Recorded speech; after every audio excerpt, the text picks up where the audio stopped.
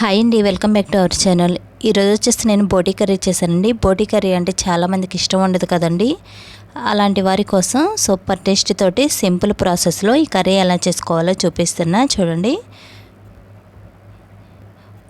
బోటీని ముందుగానే వేడి నీళ్ళల్లో ఉడికించి శుభ్రంగా క్లీన్ చేసి పెట్టుకోవాలండి. ఇలా చిన్న చిన్న ముక్కల్లాగా కట్ చేసుకుని ఇప్పుడు గ్యాస్ ఆన్ చేసి ప్యాన్ పెట్టుకుని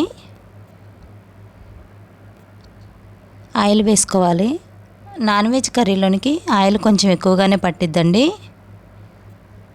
ఇప్పుడు ఆయిల్ వేడైన తర్వాత ఒక స్పూన్ జీలకర్ర, సన్నగా కట్ చేసి పెట్టుకున్న ఉల్లిపాయ ముక్కలు, పచ్చిమిర్చి, కొంచెం పసుపు వేసుకుని ఇలా కలుపుకుంటూ ఫ్రైలా చేసుకోవాలి. ఉల్లిపాయ ముక్కలు ఎక్కువగానే వేసుకోవాలండి, గ్రేవీ వస్తుంది. అలానే సన్నగా కట్ చేసి పెట్టుకున్న టమాటా ముక్కలు కూడా వేసుకుని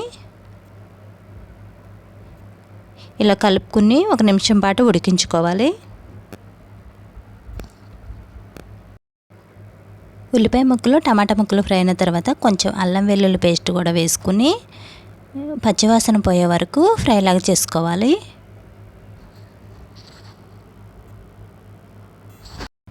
చూడండి, ఇలా ఫ్రై అయిన తర్వాత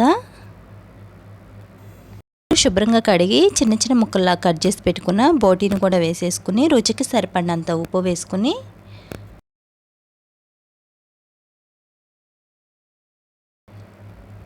చూడండి మొత్తం ఇలా కలిసేలాగా కలుపుకోవాలండి. ఇలా కలుపుకున్న తర్వాత మూత పెట్టి ఉడికించుకోవాలండి. మధ్య మధ్యలో మూత తీసి ఒకసారి ఇలా కలుపుకోవాలండి, లేకపోతే అడుగంటిద్ది. చూడండి, ఇలా కలుపుకుని మరొకసారి మూత పెట్టి 2 నిమిషాల పాటు ఉడికించుకోవాలి. 2 నిమిషాల తర్వాత మూత తీసేసి మనం ముందుగానే వేడి నీళ్ళల్లో ఉడికించి పెట్టుకున్నాం కాబట్టి ఎక్కువసేపు ఉడకాల్సిన అవసరం లేదండి. ఇప్పుడు 2 స్పూన్ల వరకు కారం వేసుకుని అలానే 1 స్పూన్ ధనియాల పొడి వేసుకుని మొత్తం ఒకసారి ఇలా కలుపుకోవాలి.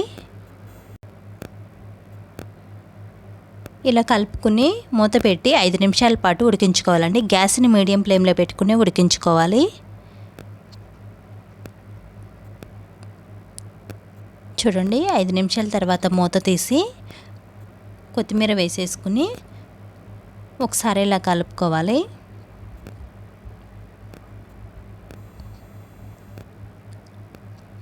ఇప్పుడు గ్యాస్ ఆఫ్ చేసుకుంటే సింపుల్గా సూపర్ టేస్ట్తో ఉండేటువంటి బోటీ కర్రీ రెడీ అయిందండి. మీరు కూడా ఒకసారి ఇలా ట్రై చేయండి. వీడియో కనుక నచ్చినట్లయితే ఒక చిన్న లైక్ చేయండి, షేర్ చేయండి, సబ్స్క్రైబ్ చేయండి ప్లీజ్.